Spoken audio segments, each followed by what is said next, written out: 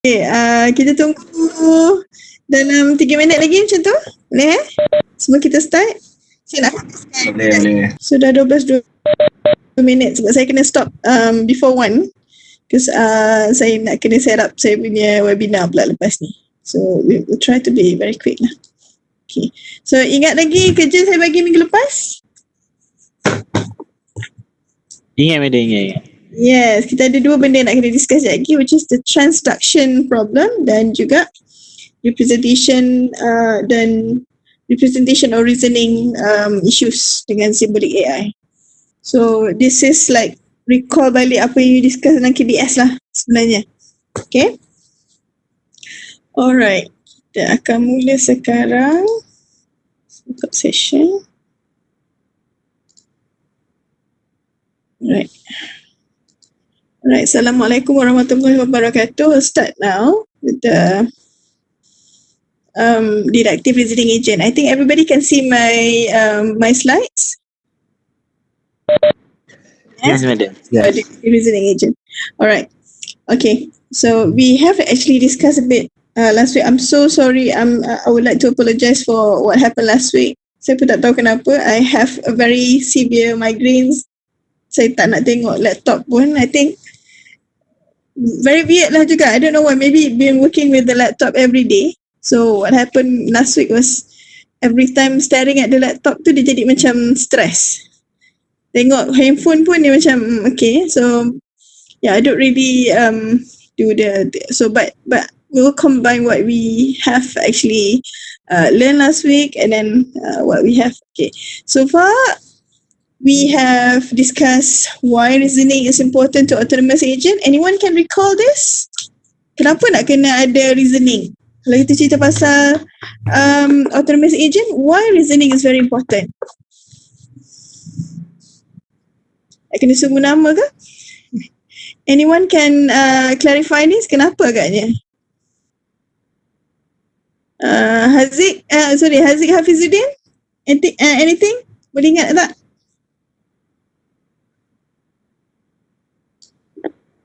Haziq dengar tak?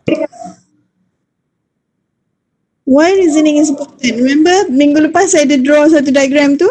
Why is it so important to have reasoning in autonomous agents? Kenapa nak kena ada reasoning modules? Why that we have to look at dalam course ni kita tengok dua. We're gonna discuss deductive reasoning and also the practical reasoning. Yep, Haziq Hafizuddin, can you answer my questions?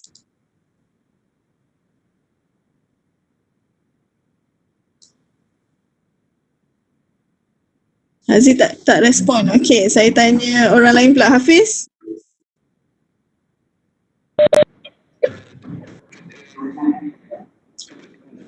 To conclude the decision towards goal, okay. Marina? Tak respon. I think it's not very good for me to ask question like that. Maybe lepas ni you jawab dekat chat pun okay jugalah. Alright. Sekejap, saya nak kena buka chat window tu. Okay. Alright, good. Okay, so boleh jawab terus, boleh type terus dekat chat lah. So better mungkin saya punya lagging siapa tak pasti. Okay. Alright, Hafiz is right. So why reasoning is important for autonomous agent? First is for decision making.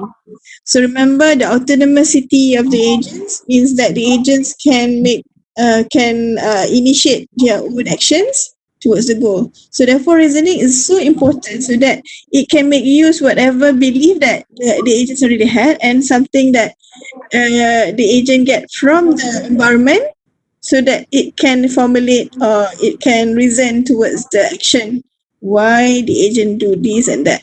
Okay. Alright. So reasoning in agent architecture, what is actually the agent architecture? So revise balik, agent architecture is actually apa? What is agent architecture? Anyone can recall that? Cuba sama, saya ada case dah minggu lepas besar-besar. Anyone? Alright. So agent architecture is actually apa? Nanti towards the end of ISP623 untuk semester ni, you also have to draw your system architecture. So what is actually an architecture? Shimi boleh jawab? Okay, good. Aisyah Mudra jawab software. Yes. Okay, good. Design of the system, madam. Yeah. So basically, when we talk about the design, so it has to has modules. It has to have some kind of block architecture to it. So apa yang kena ada dalam tu? So minggu lepas, okay, last week I've shown you machines architecture example. Okay. So it's right. Okay, Aisyah Munira and also Hafiz tadi. Software design to support agent punya decision making, agent action. Okay. So for deductive reasoning agent, the underlying architecture is actually the symbolic symbolic AI ataupun kita panggil sebagai GoFi. Okay, soalan seterusnya, what is GoFi? What does GoFi stands for? Kalau dalam kelas ni boleh bagi hadiah ni, siapa tahu apa dia GoFi? Maybe you can type the answer. Apa dia GoFi? GoFi and symbolic AI is actually similar. GoFi is just another name, but what does the acronym GoFi stands for? Dia guna symbolic reasoning, madam. Artificial intelligence. Yep, no, Zarifah is correct. Zarifah, very good, Zarifah. GoFi stands for Good Old-Fashioned Artificial Intelligence. Okay, masa belajar ISP623 KBS, pernah belajar pasal Eliza tak? Chatbot. It's a Macam pernah. Pernah dengar. Yeah. So Eliza, lepas tu ada Mycin. Okay, this kind of they call as chatbot system ataupun expert system yang ini is actually based on GoFi approach. Pernah dengar Okay, GoFi approach whereby you have databases, what we call as knowledge base, and we also have the inference engine. Betul? What is actually the role of having inference engine tu? Anyone? Inference engine apa dia? Ingat lagi KBS? For reasoning, madam. For reasoning. Yep, betul. To find the best answer. Yep, exactly. So it's for reasoning actually. So what you have is you have a database, which is what we call knowledge base. You have inference engine. We also have what we call as the interfaces that interfacing the user. So inference engine, apa dia buat? Take up input from user and then match balik dengan apa yang ada dalam knowledge base. Betul? And then they did some reasoning, come up dengan conclusion. That conclusion will be passed back to the user. Betul? Alright, that is KBS. That is actually expert system. But how do they do the matching? The pattern matching semua tu? Yeah, it is based on symbolic AI or we call it GoFi. Okay, but there are two main challenges in GoFi, which is yang kita mention minggu lepas, which is your job to find out what is actually the first one. Okay, this one is actually ini daripada minggu lepas. Okay, alright, so this one also. So why reasoning is so important? Because autonomous agent has autonomy. When you have autonomy, you need to make decision. And how to make a very good decision, you have to have a very good reasoning structure, architecture. Okay, so then this one tadi tu okay, Alhamdulillah Fifi dengan tadi that tolong jawab. Okay, so now looking at symbolic AI. So for example, we have one example that I've drew last week. Okay, so for example, we have a simple agent over here. Okay, this agent has a sensor, which is a camera sensor, that respond to the function called see. So it means that the agent can see the environment and then try to translate what they saw in the environment and then translate it into what we call as belief. So this belief is represented using facts, just like predicate calculus yang you belajar tu. Ingat lagi tak? ISP623. Yang saya ajar dulu kan, predicate calculus. Okay. Right? So we have everything that the agent can see is translated into what we call as the predicate. So for example, if the agent saw here, there's a table and there's 3 blocks on the table. We have B, A, and C. Okay, so here we can sort of translate the environment into on BA, which is block B is on block A. A is on table, so clear B means nothing on B, and C is on the table and clear C. So this is the facts that he gathered, the agent gathered from the environment. Seems okay at this point, but the limitation of symbolic AI were, the first one is transduction problem. Okay, yang ini saya minta you guys baca dan cari apa dia sebenarnya transduction problem. So, ni salah agent. Alright. Anyone boleh tolong saya panggil nama lah yang ni. Okay. Oliver, ada? Oliver, can you hear me? Can, madam, tapi I haven't baca. Tak baca? Kenapa Sorry, tak madam. baca? Hai. Ni kena tolak makan ni. Syahir? Saya pun tak baca juga, madam. Masya Allah. Saya rasa saya nak buat kuis lah hari ni. Sekejap lagi kan saya kena keluarkan kuis ni. Apa dia transduction problem? Anyone can answer? Maybe you can write something and chat tu. What is Dia masalah untuk translate the real world to the symbol. Yes. Okay, so now remember, bila kita guna symbolic AI, semua dalam bentuk facts tadi, symbol. It's a predicate, first order logic predicate. Betul tak? Contohnya, macam ni tadi, on DA, on A table, clear B is in formula punya formulation, dalam bentuk formula. Everything is a formula. So now, transduction problem pula, apa masalah dia? Okay. Tadi siapa yang jawab tadi? Very good. So transduction problem is actually the problem of translating the real world into accurate and adding symbolic description. So the keywords over here is actually accurate and adequate. Okay, contohnya gambar ni. Okay, for example gambar ni tak ada masalah. This is quite straightforward. Now imagine if you want to develop an autonomous vehicle, for example. Alright, so you want to build a function that allows the AV to see what is actually on the road, and then have based on whatever objects that the AV sees on the road, it has to make decision whether to just run through the object ataupun stop. Boleh faham? So you dah ada AV, sekarang ni nak kena letak sensor dekat depan AV tu. Alright. Aduh, hai kesiannya Idris. Tak apa, nanti saya share recording Idris. Okay. So awak kena update awak punya laptop tu. Update tak you punya Windows. Okay. Alright, so now back to our example tadi. For example, if you have a macam AV tadi, nak buat satu function tu melalui camera sensor, you have to actually to capture the images yang AV tu nampak di sebelah depan di atas jalan raya on the road. For example, you can see a couple of plastic. So for example, a big rocks on the road, and then you have to decide. You have to give decision to the AV sama ada nak stop, berhenti ataupun langgar je. Okay, sekarang ni apa problem kalau misalnya dia nampak plastik dekat tengah jalan, tiba-tiba dia stop? Anyone? Siapa yang boleh jawab? Anyone can answer my questions?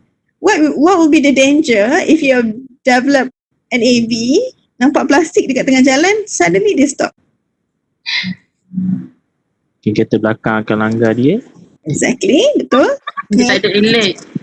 Betul, accident, might affect yang belakang. Yep, good. Sekarang ni saya tanya, as a human, bila you bawa kereta, you nampak plastik dekat depan, apa you buat? Langgar je. Langgar je. Kalau batu? Elak. Langgar kalau batu kecil, langgar. Kalau besar, elak.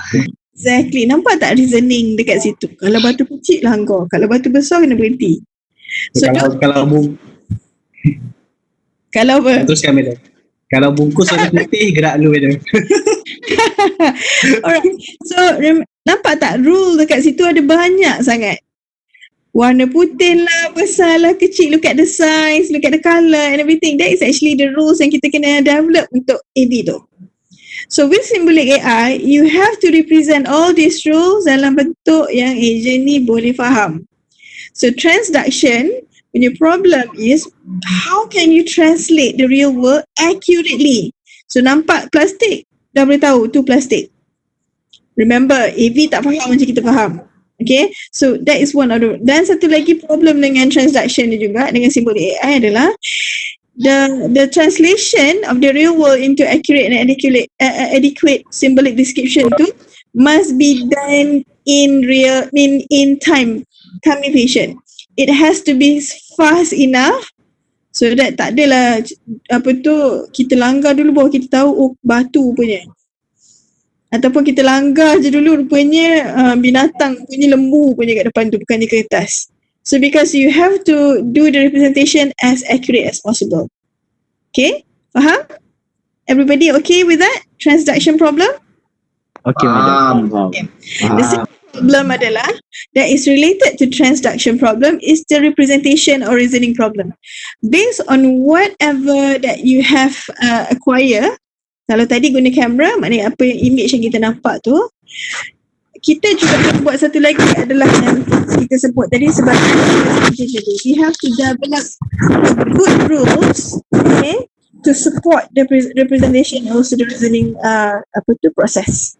Okay, so tadi macam kita cakap tadi, kalau batu macam mana, boleh langgar tak? Ada yang cakap kata okay, kalau kecil langgar je, kalau besar kena elak. Okay, kalau ada kereta kat tepi macam mana nak elak? Nak langgar ke kereta tu? Kalau ada, apa nak buat? Kena slow down dulu. So there's so many rules that is associated dengan satu condition sahaja. So you have a very complex rules that you have to develop so that the autonomous vehicle, if you're using symbolic AI, that the agent, the AV tu kena faham and will be able to make decision based on that. Okay, so the challenge adalah again how to get the agents to reason with this information and also the rules in time efficient. It has to be fast. Kalau slow sangat awak punya reasoning, apa jadi? Langgar dulu baru tahu yang awak langgar tadi tu batu. Kalau misalnya you develop a robot yang nak keluar daripada pintu, you kena tengok dulu adakah dia pintu boleh lalu ke tidak. For example, imagine if you want to go through a glass door, you have to prove that whether you can or not to get through the glass door. Kena buka pintu ke ataupun boleh langgar saja. But if your decision making is too slow, apa jadi? Definitely your robot will crash into the glass window and then it won't be good lah. Okay, so that is actually transduction problem and representation or reasoning problem. Okay, now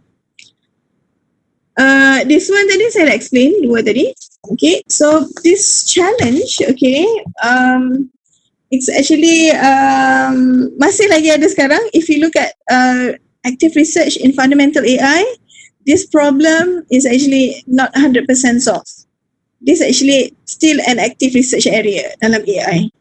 How to represent the real world accurately.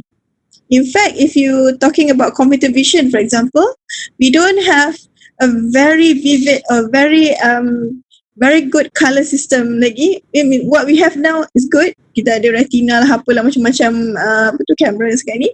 But still, it do not 100% represent what we saw in real world. Okay? Alright. So based on these challenges, of course, the researchers have looked to alternative techniques lah. But as for now, kita tengok specific untuk deductive reasoning agent. Okay. Alright, so deductive reasoning agent, yep. It uses logic to encode a theory defining the best action to perform in any given situation. So remember example kereta tadi tu, kita tengok tadi, whether or not we can run through an object, we have to look at so many decision making punya points and rules. For example, if it's small, then you can run through. If it's plastic, you can run through. But plastic dengan batu, kalau putih mungkin daripada jauh nampak sama. So how do you do that? Okay, so deductive reasoning agent use this. Okay, so you may have to recall your KBS knowledge over here. Alright, so this one is actually from last week yang saya tak sempat nak tunjuk tu.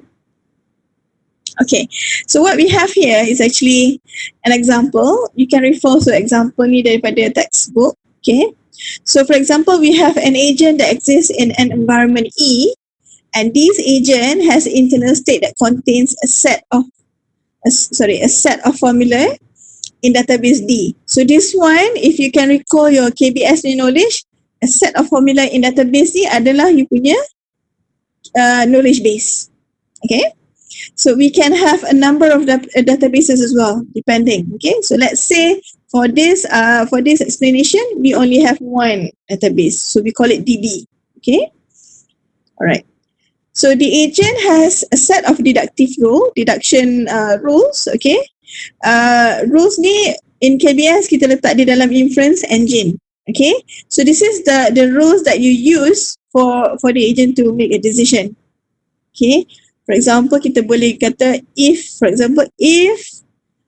the item is small, then run through, contoh. Okay, dalam konteks macam if else kind of situation. It's a rules lah by all means. Okay, the decision making of the agent is modeled using these rules. Rules kita panggil sebagai, kita gunakan simbol row kat sini untuk senang macam T lah kat sini kan. Okay, so dalam konteks decision deductive reasoning ada dua condition. There will be two condition before the agent can actually perform an action. The first one is this one. Okay, all right. I have another one over here. This one. All right, so this is better. So we have two condition. The first one yang hijau ni, and the second one is with the red arrow to it. Okay, so what happened here is actually the agent, based on deductive reasoning, okay, let's say we're still using camera as the sensor, so we have the function C. So C with the S over here, the notation for that function C, and C to sense the environment to get a percept. So kita dapat input lah daripada kamera tu. And what we have next, then we have a next function. Next function over here is a function that map whatever that you get from the environment input tadi kepada whatever belief ataupun whatever rules yang you ada dekat dalam database tadi. It's just mapping lah. So for example, you nampak batu. You see a rock for example on the road. So apa dia buat, dia kena mapkan apa yang dia nampak ni balik semula ke dalam knowledge base tadi. So it maps a database and a percept to a new database, mean a new knowledge. So remember, if you learn about KBS 543 dulu, based on whatever new information that we had from the environment, we generate new knowledge, new facts that we add up to the database lah. And based on this new information, new database information, then we have to perform what we call as the action selection function. So now the condition is I think the representation is like this. So now you have a condition, what will be the action? Okay, nampak batu, nak kena buat apa lepas tu? So we have to do some selection function. Why? Remember tadi contoh tadi kita ada banyak pilihan. Kalau batu kecil macam mana, batu besar macam mana dan sebagainya. So based whatever percept that you dapat daripada environment, we have to do some sort of action selection function. So this is what we call as the AC function lah. Using deductive rules, an action is mapped to the percept. So which means if I can prove that I saw the AV tadi nampak batu atas jalan ataupun plastik, what should it do? So dia nak kena langgar ke ataupun dia nak kena stop? So we are aiming at making a decision over here. Okay, so to conclude tadi yang sampai sini saya ni, okay, so agent as a theorem prover. So logical based agent tadi, first kita ada internal state yang ni tadi, rules, ada percept dan sebagainya. It's the belief what the agent can learn, can see from the environment dalam bentuk first order logic, dalam bentuk predicate. Okay, contoh yang kita tengok tadi, on table, okay, contohnya in box shoe, on AB, okay, this is the representation. Okay, then second one, database is actually the KB lah, knowledge base. Okay, all the information about the agent that the agent has about the environment is stored here. We call it also the belief that the agent has about the environment. And from here, it has to make a decision using deductive reasoning punya method based on the set of deductive rules to come up with one decision. Okay. Dan ada dua tadi, saya tunjuk tadi. There are two process. Okay. So what happened is actually, sebelum saya explain ni, this is actually, if you can see my handwriting, which is agak kelam kabut di sini. Alright, so we have, like, for example, a pseudocode over here, the action selection as a theorem proving. So what we have here is a function we call as action, okay, that returns an action, okay, select an action daripada all the possible action yang agent tu boleh buat. Let's say lah agent tu boleh buat 100 action. Now this function has to select one based on the based on the input yang dia dapat daripada environment. Okay, so for example here from line 3 to 7 ni adalah sebenarnya yang hijau ni. Okay, and then the line 8 to 12 is actually the red arrow over here. Okay, so first kita tengok yang ni. Okay, the triangle symbol kat sini is actually equal to dB. Dalam ni saya guna dB. Okay, alright, so what do we have here? Okay, this is the code, kita tengok satu-satu. Okay, so begin for each alpha that is actually a set of AC. So alpha ni adalah salah satu daripada one of the permissible action that the agent can do. Okay, do if database, okay, if you can prove using the deductive rules, okay, proving using the database and also the deductive rules to do alpha. Maknanya we can do that, we can prove that this is true, then return alpha. So means the agent can do alpha. Contohnya macam contoh kereta tadi, kalau kita kata the action is to run through, okay, kita nampak satu objek tengah jalan tadi, kita nak langgar je, so kita kena the action is the alpha is langgar, alright, just run through.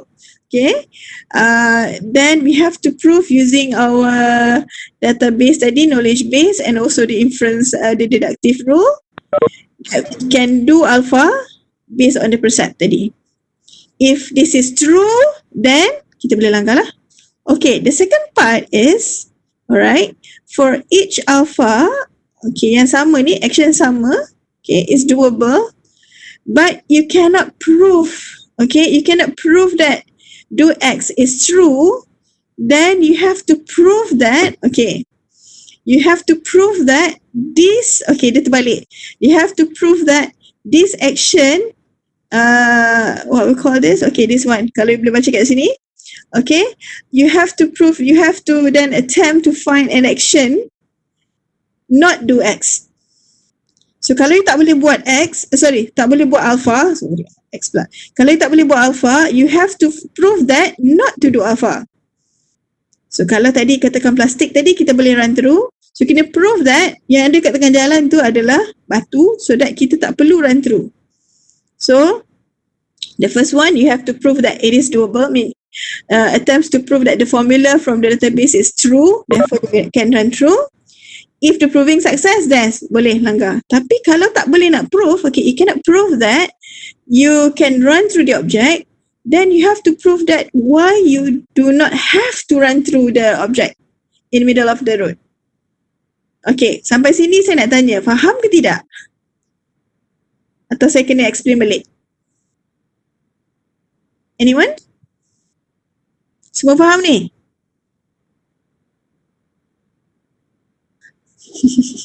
Sunyi semua ni. Boleh faham madam. Boleh faham contoh pun boleh faham. Okay, good. Yeah.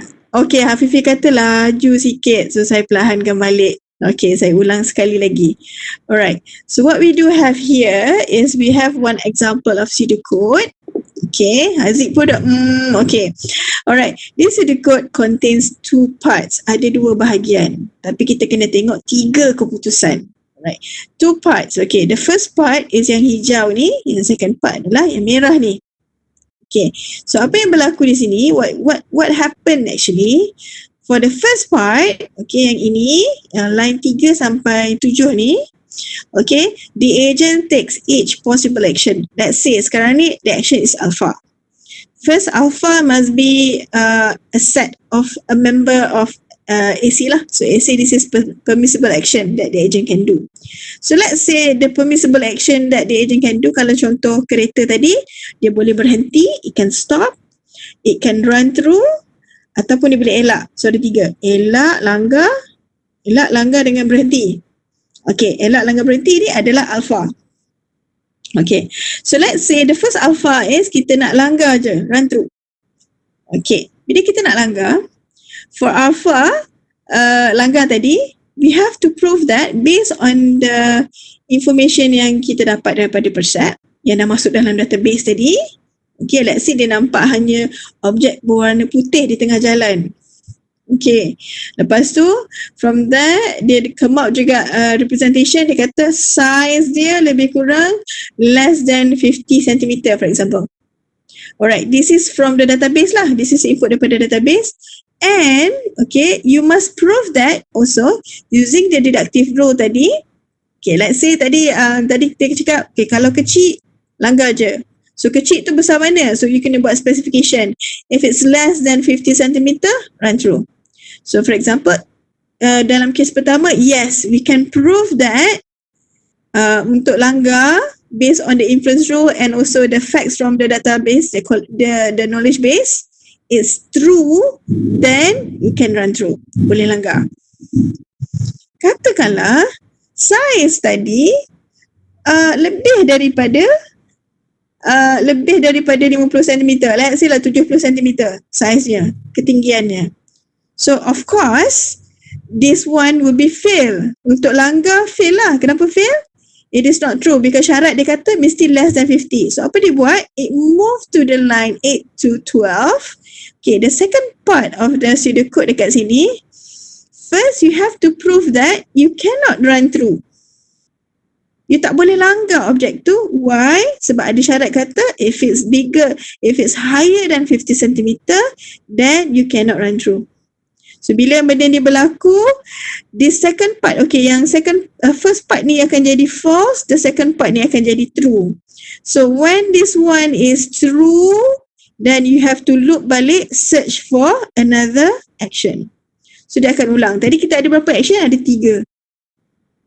First dia tengok untuk langgar, run through. Yang kedua dia akan tengok untuk elak, dan yang ketiga dia akan tengok untuk elak langgar. Okay, langgar. So apa yang kita akan buat? Kita akan ulang. What if syarat dia, semua benda yang kita buat ni, okay, this is actually the third condition. Okay, what if semuanya fail? Tak boleh nak decide. Dia tak jatuh dalam kategori yang kita dah specify. If both do not succeed, then you have to return null, means no action has been selected. Apa jadi dekat kita punya AV tadi? Hang kat situ. Apa jadi kat kereta kita tadi? Dia berhenti ke? Dia akan stop. Dia akan stop.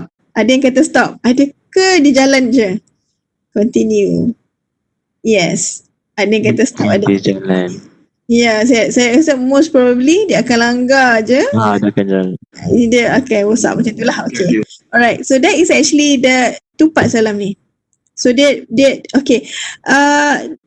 For agent to perform alpha, it first need to prove that deduction rules P ni tadi support with belief daripada KB, daripada knowledge base tadi, that it can perform alpha. If fail, then it will try to prove using deductive rule juga it cannot perform alpha.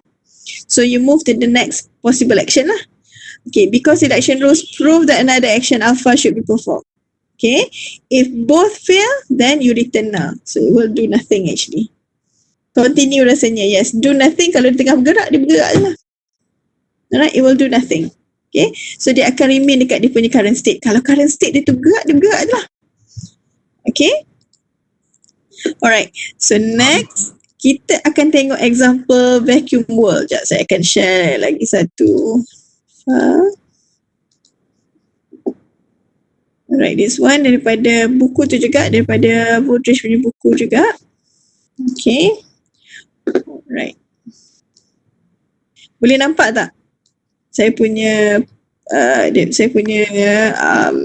Adobe ni.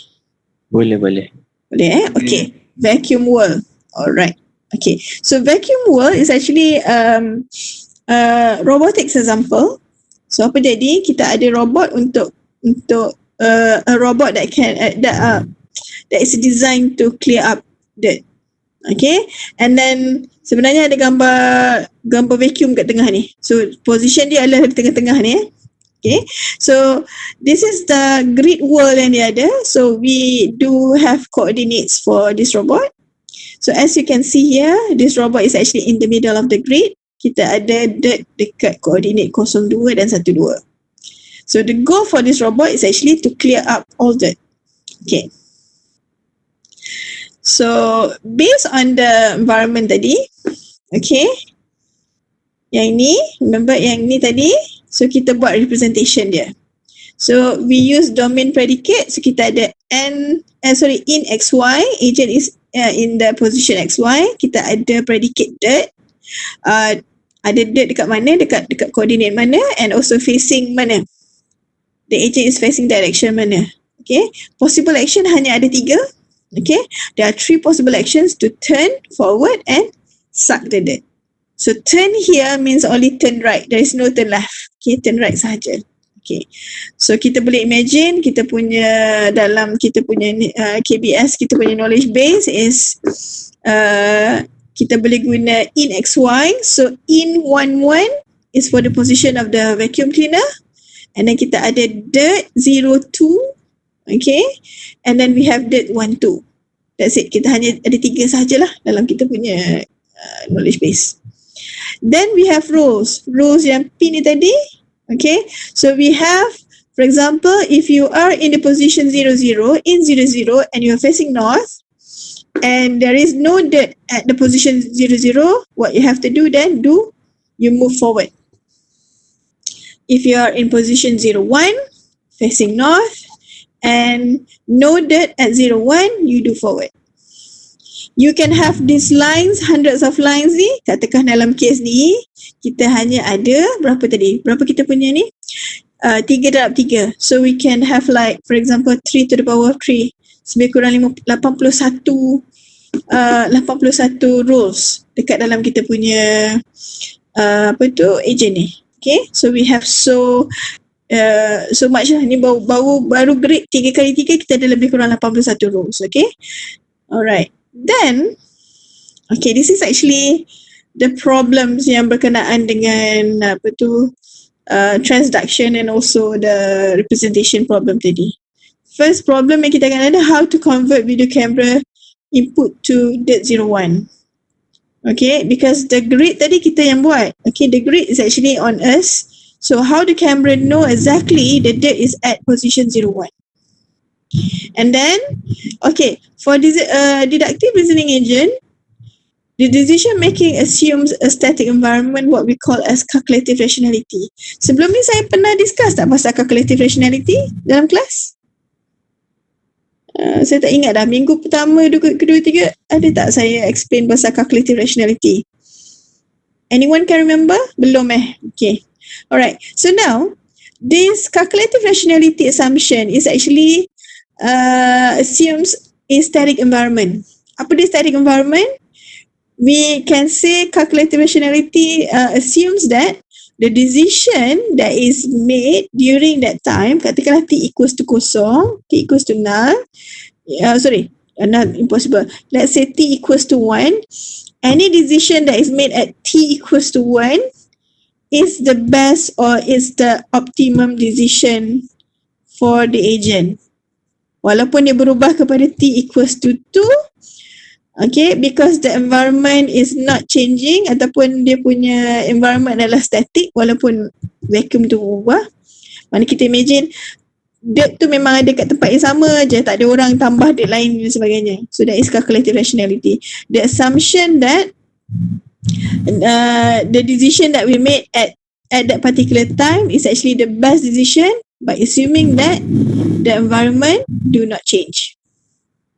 Okay, that is calculative rationality. Again, calculative rationality for decision making assumes that the decision that is made at t equals to 1, for example, or t equals to n is actually the best decision by assuming that the environment is static. The environment do not change. Okay, so decision making based on that, okay, kalau kita assume calculative rationality, tak ada masalah. But what happen if the environment is dynamic? Dia berubah. Contohnya, dynamic environment yang AV kita tadi. Maknanya, kalau kita punya environment static, kereta tak ada ataupun kereta lain tak bergerak, kita je bergerak, tak ada masalah. Kita boleh elak dan sebagainya. Okay? But dalam konteks autonomous vehicle punya example tadi, we cannot say that the environment is not changing. Therefore, calculative rationality is not true untuk contoh kita tadi. But dalam case dirt world ni, vacuum world ni, yes, we can assume that calculative rationality over here. Okay, so maknanya sampah tu masih di tempat yang sama. Kalau dia berada dekat 01, dia masih lagi ada dekat 01. Okay. Alright, so this is actually the example yang ni. So the next one is actually the approaches to overcome the problem. We have to weaken the logic, of course. Dalam konteks ni, bila nanti kita masuk kepada reactive agent researcher yang which is the Professor Brooks, dia oppose the symbolic AI punya representation. To him, intelligent behavior must not rely on rules only. Okay, so itu kita akan discuss kemudian. Okay, use symbolic analogical representation. This is proposed by Brooks also, and shift the emphasis of reasoning from runtime to design time. Apa dia runtime? Apa dia design time? Runtime maknanya kita macam mana nak explain ini? So shift the emphasis of reasoning from runtime to design time. So what happened is actually pre-coded. So we should have like one of the problem there adalah kita akan tambah seberapa banyak lagi rules to cover every possible problems yang agent tu akan lalui lah. Alright. So but the problem is as you add more rules to your agent, apa jadi? Dia punya reasoning will be very complex. Okay. Alright. So agent 0 and Plaka is actually the example. We're not going through those things. Okay. So di sini. Alright. So that's actually all of it. So kita boleh kata okay, problem sekejap saya ada satu lagi yang saya nak masukkan, which is sekejap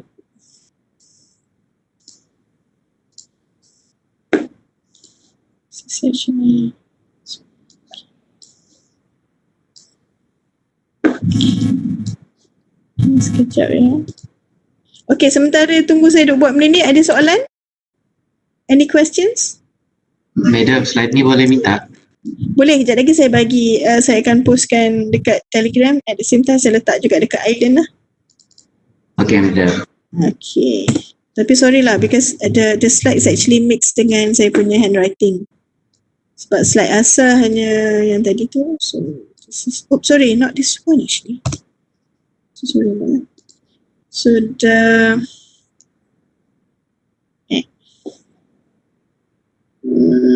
okay. Alahai. Saya tak scan through. Okay, tak apa. It's okay. Nanti saya tambah saya punya gambar lagi satu tu. I have another sketches on the advantages and also disadvantages of deductive reasoning agent. But I will go through now. So based on what we have discussed about this is actually the architecture for deductive reasoning agent. Okay, so it is based on symbolic reasoning. It is based on symbolic AI approach ataupun confide approach. So what we have is actually we have a database, or we call a knowledge base, and then whatever the information that we gain from the environment will be inserted into the database. Okay, and then for the agent to select an action, maknanya what to do in that current position. Katakan for example macam contoh tadi tu yang kita guna tu untuk vacuum dan sebagainya, whether to suck or whether to move forward or turn, it has to do some proving. Okay, so the basic pseudocode yang kita tengok dekat depan saya ni, consists of two parts, which is the first one is the proof whether or not we can do alpha, or the second one is if we cannot do alpha, we have to prove that why we cannot do alpha. If both is not working, then kita kena hantar null punya action lah. If both do not succeed, then we return null. Okay, so the state of the agent, we believe using formula, and the decision making is process of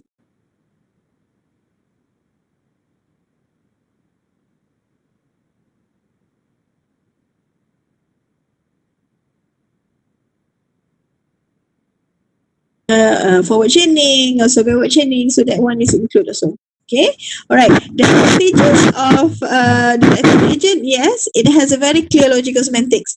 Contoh tadi, if you can see the tadi tu contoh, right? So we have a very clear, for example, it's too fast. Okay then. Okay, for example, here the predicates for the environment representation, and this is actually the deductive rule. This is very clear. So you have to do this. You have to actually create rules that represent everything that might happen or the possible rules that the agent might face in the inference engine tadi. So it has a very clear logical semantic and very transparent rule also. Okay, but the problem is deductive reasoning agent assume calculative rationality assumption. So which means that at the time, a certain time, it assumed that that is the best, that is actually the best decision by assuming that the environment do not change. So if the environment are static, tak ada masalah. But most of the time, our agent is situated in a very dynamic environment. Therefore, kalau dynamic environment, this one ada masalah lah.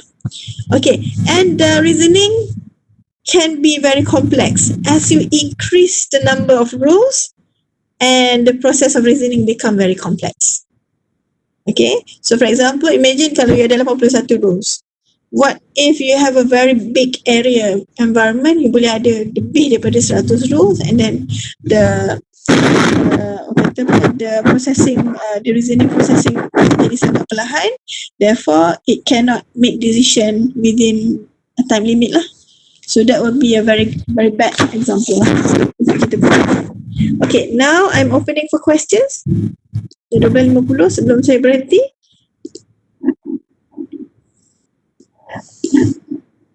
Yeah.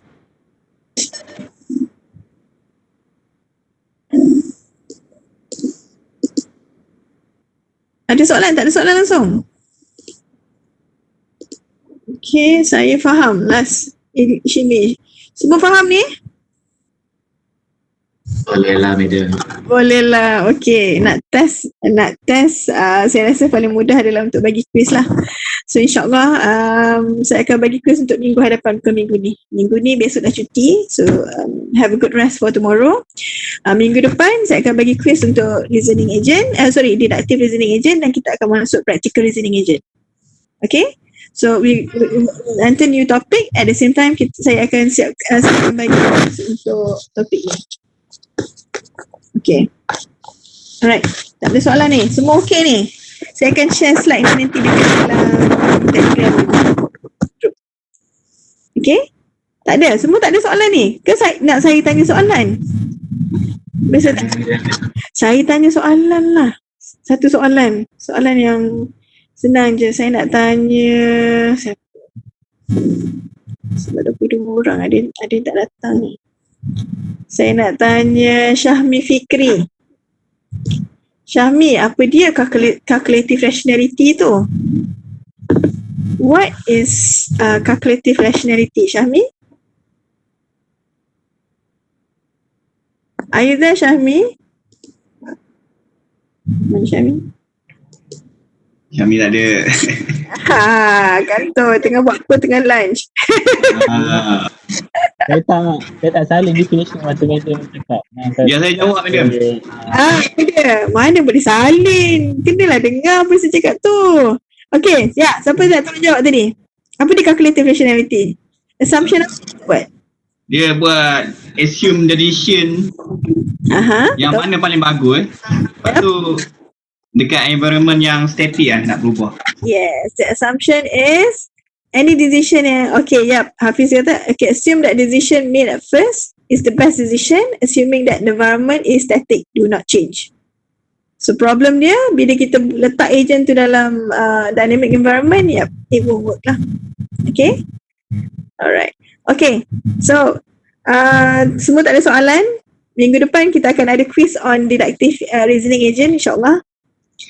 Mungkin saya satu soalan. Soalan Soalan yang action selection tadi kan. Yep. Madam bagi contoh untuk langgar dengan elak kan. Betul. Dia memang ada 2 iteration je ke? Iteration Macam not dengan dia ada can. dia ada 2 condition, tapi iteration tu seberapa banyak action yang ada. Katakanlah macam contoh tadi kita ada 3 action je, langgar, berhenti dengan elak kan. So dia akan loop 3 kali je lah. Oh, okay, faham. Maknanya kalau dia ada condition tu lebih daripada banyak pun dia kena ni lah. Yes, dia akan tengok mana. Remember kalau you punya KBS tu dia akan dia akan match kan, betul tak? Dia akan tengok rule mana yang dia boleh pakai. Ingat tak? Remember tak kita buat tu? Rule mana yang dia boleh pakai, dia akan tengok satu. First tak boleh. Okay. Bukan yang kedua, ketiga. So macam berapa banyak dia kena ulang, seberapa banyak rules yang you ada dekat dalam you punya inference engine, sebanyak tu lah dia akan ulang. So akhir sekali dia akan pilih satu action yang dia boleh prove yang action ni dia boleh buat dan dia akan pass. Problem dia, bila terlalu banyak rule, dia akan ambil masa untuk proses. Takut nanti by the time you sampai dekat objek tu, the decision is not reached yet. Dia tak buat decision pun lagi. Apa jadi dekat punya agent? Tu yang the classical example adalah yang nak agent nak masuk pintu tu lah. Apa jadi? Sebab duk check satu-satu nak prove boleh langgar ke, boleh jalan, boleh go through ke tidak pintu tu. Sudahnya apa jadi kat you punya agent? Langgar pintu. So serious damage done lah. Okay, so that's the thing. So ada 2-3 isu dekat situ. Isu dari segi processing, the reasoning and everything. So as the agent punya deductive rules to grower, maknanya makin banyak rules you letak, dan the processing time pun juga akan meningkat lah. It will increase. Therefore it will affect the decision making process. Good questions. Okay, faham. Alright, okay. So next week saya bagi quiz. Saya bagi dalam bentuk Kahoot challenge, insyaAllah. So mungkin saya bagi pada hari Isnin lah kot. Awal sikit so that kita boleh tengok result daripada hari Khamis. Okay? Jadi madam. Macam tiket Nak bagi, kalau tak kita boleh lah bagi coklat kan. Ini masalahnya dah ODL ni tak ada nak bagi. Tapi saya rasa bagus juga kot kita buat sistem quiz yang siapa yang throughout the semester dapat markah yang paling banyak, kita boleh pilih hadiah pada, dengan harapan ni kita boleh di semester akan datang. Saya setuju sangat madam. Saya pun tak tahulah. When thinking about PKP ni, dia dah jadi macam bila lah nak habis kan. Most probably PKP will not be lifted anytime soon. So mungkin kita raya pun raya gini lah, raya open house guna ni lah, guna Zoom, guna Webex, guna Google Meet. I don't tak nak lah. Shidi pun tak tentu dia boleh balik kan. Shidi sianya nak jemput awak datang rumah saya pun tak boleh. Tak nak raya kat Shah Alam. I think siapa yang ada kat Shah Alam selain pada Shidi? Orang lain semua dah balik kan? Aino, awak masih lagi kat Shah Alam ke Aino? Aino masih di Shah Alam. So Aino dengan Shidi. Rumah saya zon merah. Oh, dia kalau zon merah tak boleh balik? Tak boleh. Oh, Masya Allah. Tapi Kelantan dah zon hijau dah, Idris. Boleh balik lah. InsyaAllah Idris dah ni boleh balik lah. Oh, dia selagi merah tak boleh balik. Tapi kalau zon merah, you nak balik sendiri, boleh ke? Dibenarkan tak? Merentasi negeri tak boleh balik sendiri. Astaghfirullah, siannya. Aino pun dia sama raya dengan Aino lah nanti. Yang lain dah balik kan? Syahir saya dah balik. Kami balik awal. Itulah je lah. Biasalah macam tu. Aino teratai pisah tiada. Aduh, saya pun tak kesian juga lah. Raya dengan pengetua, madam. Pengetua memang ada duduk dekat college. Pengetua ada je sini, hari-hari ada. Okey lah tu kan. Tak apalah. Macam mana, yang penting dia selamat. Tak kisahlah raya kat mana pun. Kat sini, kat sana boleh. Saya pun tak tahu lah ni. Biasanya memang orang kata apa? Privilege balik raya lah. Dia walaupun jam raya tu, itulah keseronokan balik raya kan. Tak adalah tahun ni kot. Biasa raya bangun pagi makan kuah kacang. Tahu lah.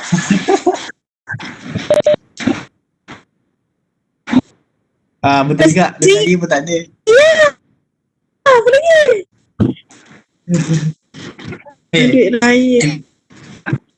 Kita raya virtually lah. Tapi duit boleh kot. Cakap makcik.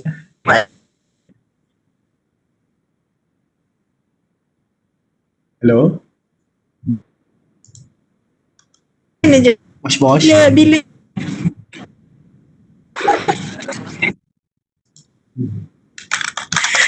this is actually new norms of dah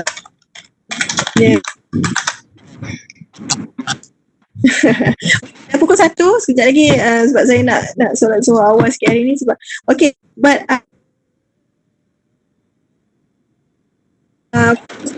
I know buat planning for the need maknanya for those yang ada, for example, autistic, mental limited capabilities, ada yang slow dan sebagainya, those things lah. So you are welcome to attend. After ni, lepas ni saya stop this class, saya akan letakkan slide dekat group Alright. Okay, kalau tak ada apa, tak ada soalan, thank you so much. Kita jumpa minggu depan insyaAllah. We'll be posting saya post nanti more materials and also questions untuk quiz untuk minggu depan So just tunggu saja lah dekat group tu insyaAllah. Alright. Okay, thank you so much. Assalamualaikum. Okay, bye-bye.